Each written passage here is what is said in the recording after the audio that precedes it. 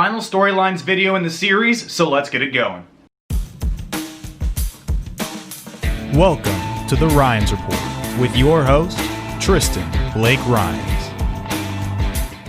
Starting things off in the NFC South, I want to go with the Atlanta Falcons, and the storyline for me, can the Atlanta Falcons just get back on track this season? Matt Ryan and company haven't really been the same ever since now 49ers head coach Kyle Shanahan left from the offensive coordinator position, and overall they've had a lot of issues just staying healthy across the board, offensively, defensively, and then this offseason, there was a lot of change, a lot of turnover. Guys leaving in free agency, Desmond Trufant, Devondre Campbell, Vic Beasley, Devontae Freeman, all making their departures. And then incoming, Todd Gurley, Dante Fowler, both from the Rams, AJ Terrell, Marlon Davidson via the NFL draft, Hayden Hurst coming from the Baltimore Ravens via trade. So a lot of changeover, a lot of turnover in the Atlanta Falcons when it comes to personnel. And Matt Ryan having to, adjust to all this is going to be a big deal, but really what's going to matter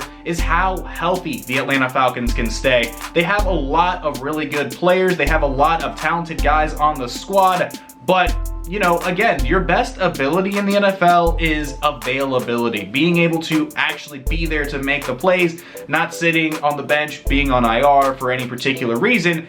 And the Atlanta Falcons, in a very contentious NFC South, have their work cut out for them getting wins in the first place. The NFC South as a whole got a lot tougher this year, but if they can remain healthy, if they can get some flow going on offense, if they can, just find their groove, I think the Atlanta Falcons may or may not be playoff contenders, may or not be in that playoff hunt, but they don't want to fall into the realm of irrelevancy in, again, a really challenging NFC South. I think it just comes down to, again, staying healthy, being able to make plays in the first place, and then getting some big wins in the division. The Atlanta Falcons have their work cut out for them this year. Shifting things over to Carolina with Teddy Bridgewater, and the question, is he the answer at quarterback for the Carolina Panthers? Now, Teddy Bridgewater's story is pretty amazing. Was a first-round draft pick by the Minnesota Vikings in 2014. Was pretty good for his first couple of seasons, even leading them to a division win in the NFC North. And then in 2016, the preseason, tore his ACL, had a lot of damage, and then had to recover for a long period of time. Took him over what felt like 2 years to get back into the NFL at all. Spent a little bit of time in New York with the Jets, hopped over to the New Orleans Saints as a backup, and then when Drew Brees went down, Teddy Bridgewater stepped up and played phenomenal, and enough for them to be able to not only just win the division, get into the playoffs, and make a nice run with Drew Brees returning. So Teddy Bridgewater, his story is incredible and has now landed in Carolina, got a nice fat contract, and is supposed to be the starting quarterback for at least the next few years. But with a lot of changeover in Carolina, new head coach Matt Rule coming in, a lot of schemes, a lot of things are going to be changing around. Hopefully, Teddy Bridgewater can take the most out of the situation and will be the guy for Carolina. They do have some really good offensive weapons. Obviously, the fantasy god himself, Christian McCaffrey, along with Curtis Samuel and DJ Moore at wide receiver. The loss of Greg Olsen, the trade to the Seattle Seahawks, is going to be felt in the offense. But overall, I don't think there's going to be a huge amount of changeover. I think that considering there was a little bit of fluctuation with the quarterback position last year between Cam Newton and Kyle Allen, and a lot of controversy there, at least they can look at their quarterback position this season and say, hey, we have our dude for the next 16 games. All health, put aside. Let's hope that everybody stays healthy in the first place. But as long as Teddy Bridgewater plays pretty well, I could see him sticking around and, being the expectation, being the starter for the Carolina Panthers for, a very long time. I think he has a lot of potential here. I'm excited to see what's going to happen, and football fans from around the NFL are rooting for Teddy Bridgewater. Shifting things over to Tampa Bay, the signing of Tom Brady and, the trade to get Rob Gronkowski this offseason are, huge moves by the Tampa Bay Buccaneers, who, in my personal opinion, have won this offseason, have made the most moves to put themselves in a position to be successful this year.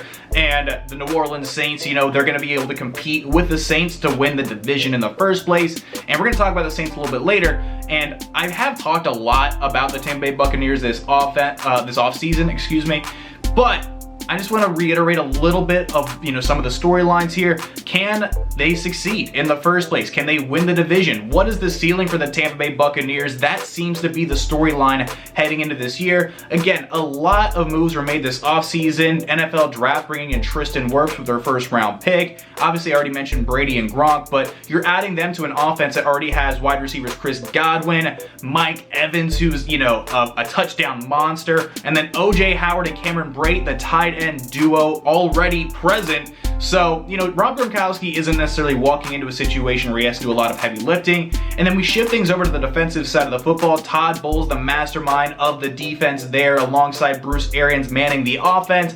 The defense is stacked up with veteran talent, a lot of versatility along the defense. And Tampa Bay Buccaneers fans, Bucs Nation, have to be absolutely ecstatic about the potential this year. Heading things down to New Orleans, can the Saints make the Super Bowl this year? The expectations have been raised the last couple of years, a little upsetting, right, for Saints fans as far as the playoffs are concerned. They seem to be Super Bowl favorites every year. It's hard not to pick the New Orleans Saints when they've got so many talented players on the roster, a ton of Pro Bowlers, some All-Pros, the offensive player of the year and Mike Thomas on the squad, and putting all the Drew Brees drama aside, because that's a whole other can of worms I'm not trying to get into on this channel. The New Orleans Saints have so many good players, and the ceiling should absolutely be the Super Bowl. The expectation is not just to win the division and not just win a playoff game, but to win and get to the Super Bowl in the first place. So they have their work cut out for them. The division has gotten a lot better around them as well. So every single win is going to be crucial for the New Orleans Saints. While I have talked about it again in other videos, I do think the New Orleans Saints are still the most likely team to win the NFC South, but the expectations are a lot higher. The NFC South still super competitive, but can the Saints actually get to the Super Bowl is the storyline this year. But thank you so much for watching the video. I'm in a new setting. Once again, I'm back home. I was spending some time with some family over the last few months, but back home, where everything's comfortable. There's gonna be a lot of changes in the next few months. Some scenes are gonna be changing, but I appreciate you sticking around, watching the video, and feel free to also stick around and watch some more content. Feel free to subscribe, like, comment, share, get the bell to know every single time I'm dropping a video, and I'm gonna catch you in the next one. Adios.